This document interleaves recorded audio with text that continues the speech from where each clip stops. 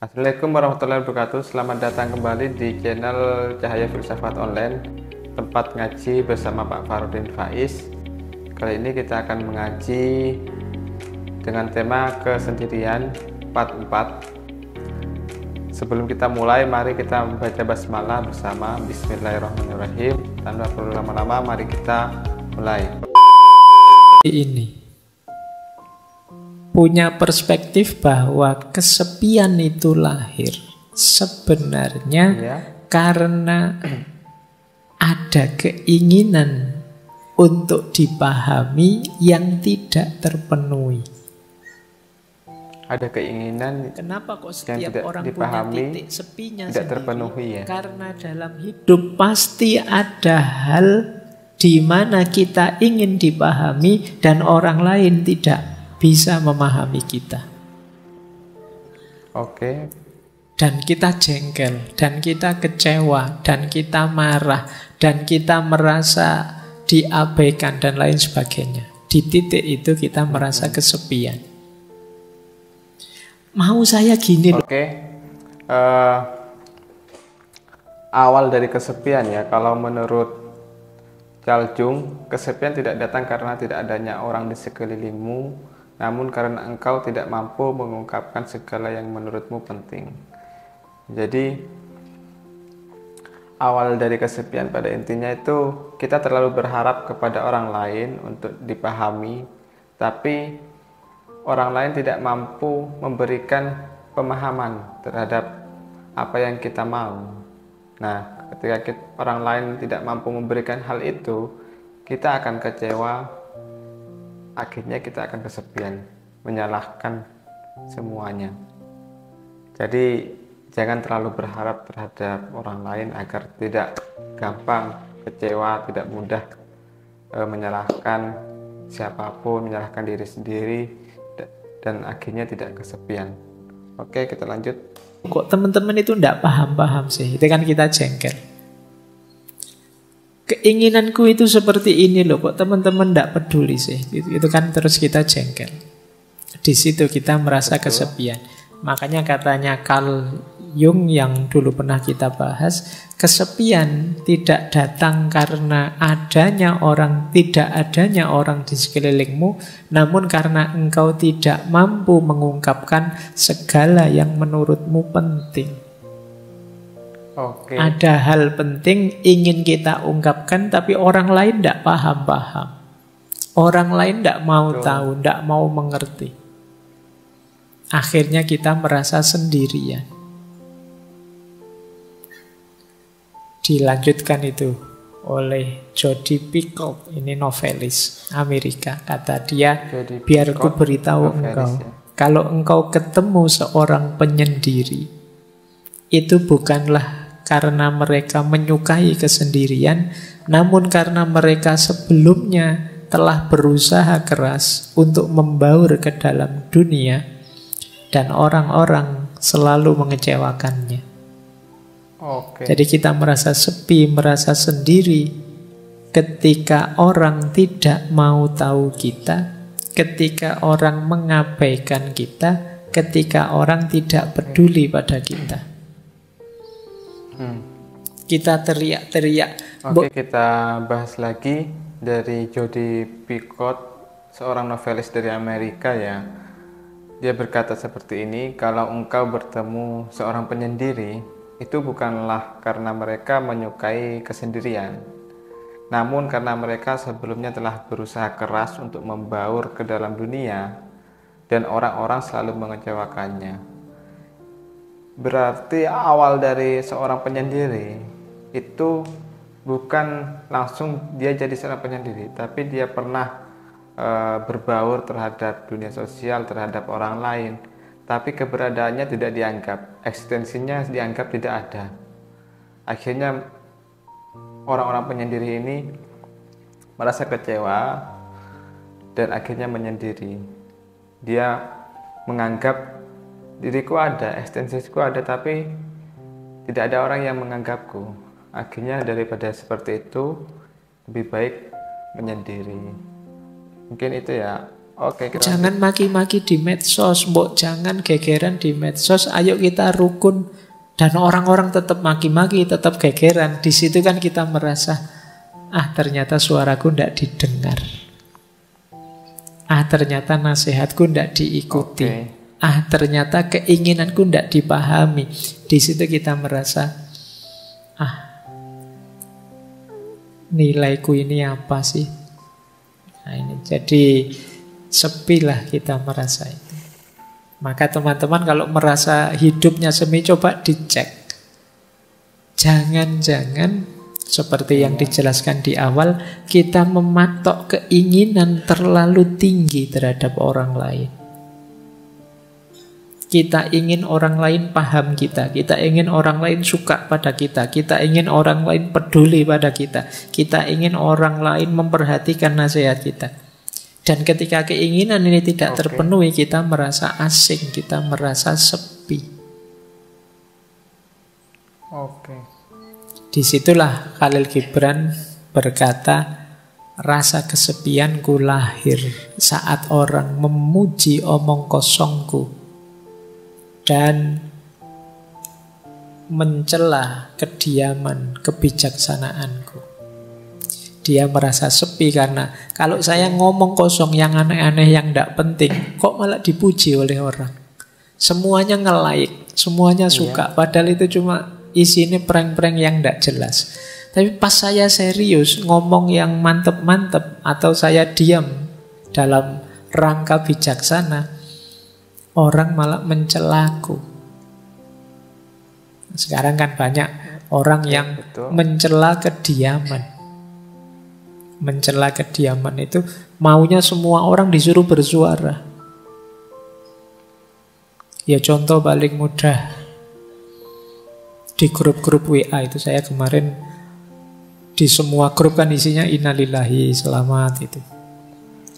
Isinya kan banyak itu.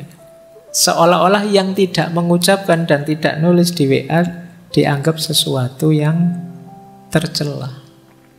Padahal mungkin yang tidak ngirim WA itu yang serius berdoa, ngirim Fatihah, mendoakan. Sementara yang ngirim innalillahi ya copy paste atasnya saja. Ya, tapi lebih dihargai yang copy paste karena tampil. Tidak tampil dianggap tidak ada. Itu situasi hari ini begitu. Kita lagi ya. Ini ada quotes lagi dari Khalil Gibran. Dia berkata bahwa rasa kesepianku lahir saat orang memuji omong kosongku dan mencelah kediaman bijaksanaku. Nah, saat ini relate ya dengan kehidupan di medsos. Konten-konten yang biasanya lebih ke omong kosong seperti prank-prank, seperti joget-joget itu lebih banyak orang yang menyukai dan tak jarang langsung diundang ke TV nasional. Sedangkan konten-konten yang bersifat pendidikan, bersifat edukatif, dan konten-konten orang-orang yang berprestasi itu biasanya cenderung sedikit yang nonton dan cenderung tidak langsung diundang ke televisi karena tidak viral. Oke, kita lanjut. Ini bahan refleksi kita lagi. Jangan-jangan rasa kesepian kita karena kita berharap terlalu banyak pada orang lain. Akhirnya kita kecewa, akhirnya kita merasa marah, merasa tersisih, merasa tidak dipedulikan. Kalau memang ini masalahnya, saatnya kita berhenti terlalu berharap pada orang lain. Ayo bahagia dengan diri kita. Kenapa? Karena rasa kesepian yang membelit diri kita itu bahaya secara psikologis. Ini saya ambilkan dari satu penelitian yang menjelaskan rutenya orang kesepian. Yo, orang kesepian itu kan mesti akarnya karena kecewa, tidak bisa ngeblend, tidak bisa berbaur dengan dunia di sekelilingnya. Biasanya orang ini terus menyalahkan dirinya sendiri. Kenapa aku kok introvert ya? Kenapa aku kok ndak bisa ramah ya? Kenapa aku kok ndak bisa? Jadi biasanya terus disalahkan dirinya sendiri. Orang tidak menghargai dia, disalahkan dirinya. Orang tidak peduli padanya tadi, disalahkan dirinya. Dia menyalahkan dirinya terus. Sehingga akhirnya meruntuhkan self-esteem-nya, kebanggaannya pada dirinya. Kalau orang sudah runtuh kebanggaan pada dirinya, dia akan mengalami stres berat. Saya tidak berani bilang depresi ya, nanti depresi tambah nemen. Orang stres berat itu nanti sistem imunnya kacau, dia mudah sakit, ya karena hormon kortisolnya meningkat. Tidak enaknya di penelitian itu disebut resiko kematiannya tinggi. Nah, jadi ternyata ada korelasinya. Orang yang merasa kesepian, resiko kematiannya meningkat. Di penelitian itu disebut ya, stres berat itu setara dengan merokok 1 bungkus per hari. Bahayanya. Nah, loh. Berarti kalau teman-teman, tapi Pak kalau saya pas stres itu malah ngerokok Pak. Ya. Wow. Ya wis bener, daripada bahayanya seperti ngerokok 1 bungkus, ya ngerokok saja sekalian 1 bungkus. Ya memang bahayanya itu. Atau dan lebih beresiko daripada obesitas. Dan lebih mempengaruhi kesehatan daripada orang yang tidak mau olahraga. Jadi ternyata ya efeknya bisa ke kesehatan. Meskipun tadi hanya kesepian. Baik, berdasarkan penelitian psikologi tersebut, bahwasanya asal-usul dari kesepian itu berawal dari tidak dihargainya orang lain terhadap kita, kecewa terhadap dunia sosial di samping kanan kiri kita. Akhirnya membuat kita selalu menyalahkan diri sendiri, runtuhnya self-esteem atau kebanggaan diri, sehingga mengakibatkan stres berat, depresi. Nah, ketika kita sudah mulai stres, mulai depresi, imun kita itu biasanya turun, berantakan, mengakibatkan daya tahan tubuh mudah sakit, seperti itu.